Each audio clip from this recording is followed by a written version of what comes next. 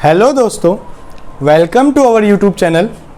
आई hope आप बहुत अच्छे होंगे घर पे, और कोशिश करिए आप भी अंदर रहें और घर वालों को भी अंदर रखें। और इनकेस अगर किसी को जाना पड़ रहा है तो इस कोरोना टाइम में प्लीज़ मास्क वियर करें और हैंड सैनिटाइज करें, और कोशिश करें थोड़ा ध्यान ही रखें ना जाना पड़े बाहर जब तक इमरजेंसी हो, और मेरी वीडियो देखते रहें। बाकी चलो, मैं आज आपको पढ़ाने वाला हूँ एक important topic related to casual vacancy. मैं कॉन्टीन्यूस सेक्शन 139 पढ़ा रहा हूँ। अगर आपने लास्ट वीडियो देखी हो तो मैंने अपॉइंटमेंट की बात की थी, अपॉइंटमेंट ऑफ ऑडिटर। अगर किसी ने नहीं देखी है तो उसका लिंक डिस्क्रिप्शन में आप जाके देख सकते हैं। आज मैं आपको बताने वाला हूँ कैजुअल वैकेंसी, जो डिफाइन है सेक्शन 139(8) के अंदर of companies act 2013। Casual vacancy का मतलब क्या होता है, पहले तो ये समझना ज़्यादा ज़रूरी है लेकिन चलो, कैजुअल वैकेंसी की जो डेफिनेशन है वो कंपनीज लॉ 2013 कंपनीज एक्ट 2013 में डिफाइन नहीं है, बट एज अ लेमैन मैं समझूं कैजुअल वैकेंसी का मतलब है कोई भी वो सिचुएशन जहां मेरा प्लेस ऑफ ऑफिस वैकेंट हो जाता है, मतलब खाली हो जाता है ड्यू टू डेथ, डिसक्वालिफिकेशन, जो आपको मैं आगे चल के बताऊंगा कौन कौन सी होती हैं, या फिर ड्यू टू रेजिग्नेशन और एनी अदर रीजंस। मतलब आप डिस्क्वालिफिकेशन में कई सारे आते हैं पॉइंट्स, उसमें कवर हो जाएंगे। मतलब अगर आपका प्लेस ऑफ ऑफिस वैकेंट हो गया है due to death, disqualification, resignation और एक्सेट्रा सम अदर केसेस, तो उस सिचुएशन को बोलते हैं कैजुअल वैकेंसी। जब कैजुअल वैकेंसी बोलते हैं तो इसको फिल भी करना पड़ता है। मतलब मेरा ऑडिटर ही चले गया, अब बीइंग एज अ कंपनी तो मेरी रिस्पॉन्सिबिलिटी है उस प्लेस को फिल करना। तो उसी के बारे में बताने वाले हैं। मेरा नाम है ऋषिराज शर्मा और मैं आपको आज पढ़ाने वाला हूँ कैजुअल वैकेंसी। चलिए स्टार्ट करते हैं।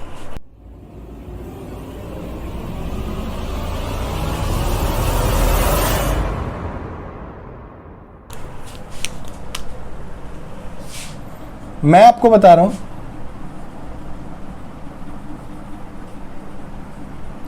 एग्जाम में आने वाला बहुत बार पेपर्स में आते हैं क्वेश्चन। सेक्शन 139(8) सबसेक्शन 8, इसको पढ़ने का तरीका क्या है? Subsection 8 of section 139 of companies act 2013। English में लिखने का तरीका भी यही है जो मैंने अभी पढ़ा। तो कैजुअल वैकेंसी के पार्ट को भी दो टुकड़ों में बांटते हैं हम। पहला है in case of government company.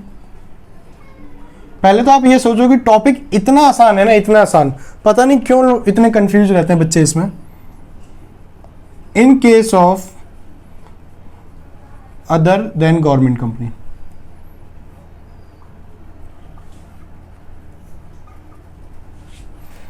ठीक है।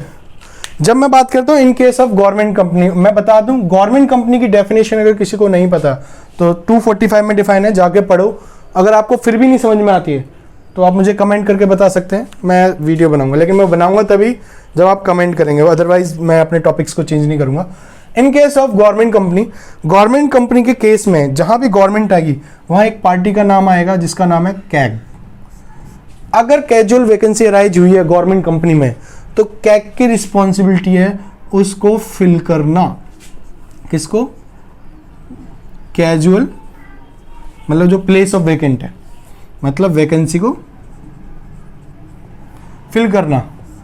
कैसे फिल करेंगे? 30 डेज के अंदर। फिल का मतलब अपॉइंटमेंट कर देंगे, तो उसी कब से 30 डेज? जिस दिन से वैकेंसी अराइज हुई है। वैकेंसी अराइज हुई है, सपोज वैकेंसी अराइज हुई है 1 अप्रैल को, तो अगर मैं कैग हूं तो मेरे को 30 दिन के अंदर अंदर उस वैकेंसी को फिल करना पड़ेगा, मतलब 30 अप्रैल के अंदर अंदर। इन केस मैं भूल जाता हूँ वैकेंसी अराइज करना है, मैं नहीं कर पाता ड्यू टू सम रीजन, तो इस केस में यहाँ बोर्ड की रिस्पॉन्सिबिलिटी आ जाएगी। लेकिन कब आएगी? जब ये फेल होगा, इफ फेल। अगर ये फेल होगा तभी, ऐसे नहीं कि अगर इन्हें कर दी तो भाई बोर्ड, जब ये प्रोसेस फेल होगा तब नेक्स्ट के ऑप्शन आएगा। इफ फेल तो बोर्ड की रिस्पॉन्सिबिलिटी है फिल करने की वैकेंसी को नेक्स्ट 30 डेज में। इसके फेल होने का 30 डेज नेक्स्ट है। तो ये था कंसेप्ट कैजुअल वैकेंसी का in case of government companies. अब हम बात करते हैं in case of other than government company. अच्छा, मैं आपको एक ट्रिक बताऊं, थोड़ा और आसान हो जाएगा। जैसे हमने वहां बताई थी अपॉइंटमेंट ऑफ ऑडिटर में और 39363, ऐसे ही इसमें ना डेट्स को याद करने का तरीका है 30 government company, 33 in case of other than government company. ये क्या है ये देखते हैं। जब आप बात करते हैं in case of other than government company, तो इसमें भी ना आगे चल के दो केस बनते हैं। दो केस मतलब दो टाइप के केसेस होते हैं। पहला, अगर कैजुअल वैकेंसी अराइज हुई है अदर देन गवर्नमेंट कंपनीज में, मतलब कोई प्राइवेट लिमिटेड कंपनी में सपोज, तो बोर्ड की रिस्पॉन्सिबिलिटी है उसको फिल करना कैजुअल वैकेंसी को जो अराइज हुई है 30 डेज के अंदर, 30 डेज के अंदर। कब से? जब से वैकेंसी अराइज है, from the date of vacancy arise. पहला केस तो ये हो गया, ये तो सिंपल है। दूसरा केस जो कि इंपॉर्टेंट है, यहां पे आधे लोग कंफ्यूज हैं। If vacancy arises due to resignation, due to resignation मतलब ऑडिटर ने रिजाइन कर दिया और वैकेंसी अराइज होगी। इस केस में बोर्ड के पास डायरेक्ट पावर नहीं है कि सीधा ऑडिटर को अपॉइंट कर दे।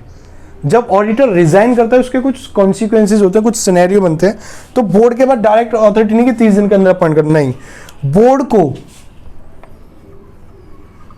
वैकेंसी फिल करने के लिए अप्रूवल चाहिए होगा। किसका? मेंबर्स का। और वो कब मिलेगा? जब जनरल मीटिंग बुलाई जाएगी। अगर ऑडिटर ने रिजाइन किया है due to resignation of auditor, casual vacancy arise हुई है प्लेस ऑफ कंपनी के अंदर, तो बोर्ड को वैकेंसी को फिल करने के लिए अप्रूवल लेना पड़ेगा मेंबर से जनरल मीटिंग के अंदर। और कब तक लेना पड़ेगा? 3 मंथ के अंदर। समझ में आया? ये था एक कंसेप्ट।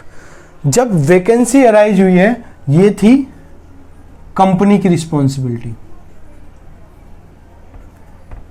अब जब वैकेंसी अराइज हुई है ड्यू टू रेजिग्नेशन, तो 3 महीने के अंदर और बोर्ड को अप्रूवल लेना पड़ेगा। ये थी कंपनी की जिम्मेदारी कि बोर्ड सीधा। लेकिन अगर जब वैकेंसी अराइज हुई है, तो यहां मेरे हिसाब से कैजुअल वैकेंसी का टॉपिक यही था। लेकिन इसके आगे एक और कंसेप्ट है जो मैं आपको समझाना चाहता हूं। इसको रफ कर दूं, आप कहो तो मैं इसको रफ कर देता हूं। थोड़ा इंपॉर्टेंट भी है और थोड़ा मजा भी आएगा अपने। ये थी मेरी कंपनी की रिस्पॉन्सिबिलिटी की वैकेंसी। लेकिन जब ऑडिटर ने रेजिग्नेशन दिया है, तो उसकी भी कुछ रिस्पॉन्सिबिलिटी होती है। ये मैं थोड़ा टॉपिक को और अच्छा समझाने के लिए बता रहा हूँ। वरना लॉ की बुक में आप देखोगे, यहाँ बेयर एक्ट खोलोगे तो इसके आगे कॉन्टिन्यूशन में लिखा हुआ है, तो आपको समझ में नहीं आता। यहाँ पे कुछ ऑडिटर की रिस्पॉन्सिबिलिटी भी होती है जब वो रिजाइन करता है ऑफिस को। पहली क्या, इसमें भी 2 पार्ट बन जाते हैं, गवर्नमेंट कंपनी और अदर देन गवर्नमेंट। ढंग से समझना इस टॉपिक को। ये थी कंपनी की रिस्पॉन्सिबिलिटी कि बोर्ड फिल कर देगा 3 महीने के अंदर जनरल मीटिंग को अप्रूवल लेके मेंबर से कि हाँ अब हम नया ऑडिटर अपॉइंट कर रहे हैं। लेकिन जब ऑडिटर रिजाइन करता है तो कुछ ऑडिटर को भी काम करने होते हैं। ऑडिटर को, जिसने रिजाइन किया है, 30 डेज के अंदर एक स्टेटमेंट फाइल करनी होती है। किसको? In case of other than company बता रहा हूं। कंपनी को एक स्टेटमेंट फाइल करेगा और आरओसी को, रजिस्ट्रार ऑफ कंपनी को, कितने दिन के अंदर? 30 दिन के अंदर। और जिस फॉर्म में करता है उस फॉर्म को बोलते हैं ADT3। और गवर्नमेंट कंपनी के केस में 30 दिन के अंदर ही 3 लोगों को कर देगा। पहला कैग, दूसरा कंपनी, तीसरा आरओसी। अब क्वेश्चन होता है, ये जो स्टेटमेंट फाइल करता है, इस स्टेटमेंट में होता क्या है? इस स्टेटमेंट के अंदर रीजन लिखे होते हैं, फैक्ट लिखे होते हैं कि उसने रिजाइन क्यों किया। उसकी रेजिग्नेशन की वजह से जो लायबिलिटी है, ये सेक्शन 140 का पार्ट है, बट लॉ के बेयर एक्ट में हमें इसी के नीचे लिखा होता है, इसलिए हम आधे कंफ्यूज होते हैं, इसलिए मैं इसका एक्सप्लेन कर रहा हूँ। ये कंपनी की रिस्पॉन्सिबिलिटी थी, यहाँ तक कैजुअल वैकेंसी खत्म हो गया, but due to resignation company की रिस्पॉन्सिबिलिटी लिख दी, तो ऑडिटर की भी कुछ रिस्पॉन्सिबिलिटी थी उस रेजिग्नेशन के बिहाफ पे कि 30 दिन के अंदर वो स्टेटमेंट्स को फाइल करेगा कंपनी और आरओसी में, और गवर्नमेंट कंपनी के केस में कैग को भी देगा, जिसमें रीजन और फैक्ट लिखेंगे कि उसने रेजिग्नेशन क्यों दिया। अगर इन केस ये फेलियर होता है, इसके आगे थोड़ा और बढ़ते हैं, अगर ये फेलियर होता है, ये चीज ऑडिटर नहीं करता है, तो ऑडिटर के लिए कुछ पनिशमेंट है जो डिफाइन है 143 में। मैंने आपको पहले भी बताया, मैं ये क्यों कंटिन्यू मैं आपको पढ़ा रहा हूँ। सेक्शन 139(8) तो यहीं खत्म हो गया था, क्योंकि बेयर एक्ट में ऐसे डिजाइन है और इस चक्कर में आधे लोग कंफ्यूज होते हैं। पनिशमेंट क्या है कि अगर ऑडिटर अपनी रिस्पॉन्सिबिलिटीज को पूरी नहीं करता है तो उसको क्या पनिशमेंट्स हैं, उसको पनिशमेंट्स हैं 50,000 और ऑडिटर रेम्यूनरेशन, 50,000 और auditor remuneration which ever is lower. लेकिन ऑडिटर नालायक निकला, पनिशमेंट ली और उसके बाद चलो छोड़ो कोई बात नहीं, विच एवर इज लोअर है, उसने कॉन्टिन्यू फेलियर रखता है, कॉन्टिन्यू, और आगे रिपोर्टिंग नहीं करता है, तो उसके लिए क्या पनिशमेंट है, 500 रुपये पर डे, और ये कितना जाएगा, मैक्सिमम 5 लाख रुपीस तक मैक्सिमम है ये। ऐसे थोड़ा ना 500 रुपये 10 साल तक चला दिए तो बर्बाद हो जाएगा। तो ये था मेरा कॉन्सेप्ट कैजुअल वैकेंसी का। आओ मैं आपको 2 मिनट में शॉर्ट रिकैप देता हूँ कि हमने पूरे टाइम में क्या पढ़ा है। 2 मिनट ही लगेंगे और आपको मजा आ जाएगा एकदम। मैंने आपको बताया कैजुअल वैकेंसी जो किसी कंपनीज एक्ट 2013 में डिफाइन नहीं है, बट उसको कैजुअल वैकेंसी को एज ए लेमैन समझे तो हम 3 कंडीशंस हो सकती हैं, मतलब 3 कुछ सिचुएशन होते हैं, डेथ, डिस्क्वालिफिकेशन या रेजिग्नेशन एक्सेट्रा एक्सेट्राज। इन सब केसेस में अगर ऑडिटर चले जाता है या नहीं रहता है इन सब रीजंस की वजह से, तो सिचुएशन को कैजुअल वैकेंसी करते हैं। जब कैजुअल प्लेस वेकेंट हो जाता है तो रिस्पॉन्सिबिलिटीज होती है कंपनीज की उस प्लेस ऑफ वेकेंट को फिल करना एज सून एज पॉसिबल। तो उसमें 2 केस आते हैं, in case of government company, in case of other than government company. Government company में सबसे पहली रिस्पॉन्सिबिलिटी होती है कि वैकेंसी को फिल करेगा कैग 30 दिन के अंदर अंदर। अगर कैग 30 दिन के अंदर नहीं कर पाता है, अगर वो फेल होता है तो बोर्ड करेगा नेक्स्ट 30 डेज में। इसलिए मैंने कंसेप्ट बनाया 30-30-33। अगर in case of private company के केस में बोर्ड भरेगा 30 दिन के अंदर अंदर। अगर बोर्ड 30 दिन में नहीं हो पाता है तो नहीं, इसमें तो वो आएगा नहीं, इसमें केस बनेंगे। अगर रेजिग्नेशन हुई है नॉर्मल तो 30 दिन के अंदर बोर्ड अपने कैजुअल वैकेंसी को फिल कर देगा।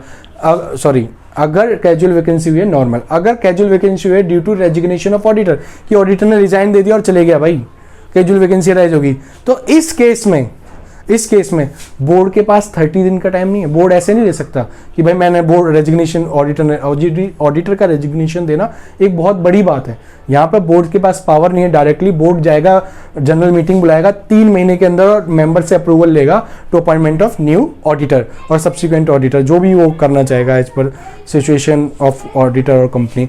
अगर ये थी कंपनी की रिस्पॉन्सिबिलिटी, लेकिन हमारे बेयर एक्ट में इसमें आगे डायरेक्ट लिख दिया है और कुछ लोग कंफ्यूज हो जाते हैं इस टॉपिक में, इसके लिए इसका कंसेप्ट आगे यहाँ थी ऑडिटर की, वो कंपनी की रिस्पॉन्सिबिलिटी, कुछ ऑडिटर की रिस्पॉन्सिबिलिटी है अगर वो रेजिग्नेशन कर देता है। ये टॉपिक्स आगे भी आएगा बट एक कॉन्टिन्यूएशन में था, इसलिए मैंने आपको बताया। इसमें ये डिफाइन है 142 के अंदर। अगर बोर्ड रिजाइन करता है ऑफिस से, ऑडिटर रिजाइन करता है ड्यू टू ऑडिटर रिजाइन करता है कंपनी से, तो उसकी क्या रिस्पॉन्सिबिलिटी, उसको 30 डेज के अंदर एक स्टेटमेंट फाइल करनी पड़ेगी। इस स्टेटमेंट में क्या लिखे होते हैं, रीजन फैक्ट और किस किस वजह से उसने अपने प्लेस ऑफ ऑफिस को रिजाइन किया। वो 30 दिन के अंदर किस किस को देगा, एक कंपनी को देगा और आरओसी को देगा। अगर in case of government company हुआ तो कैग को भी देगा 30 दिन के अंदर।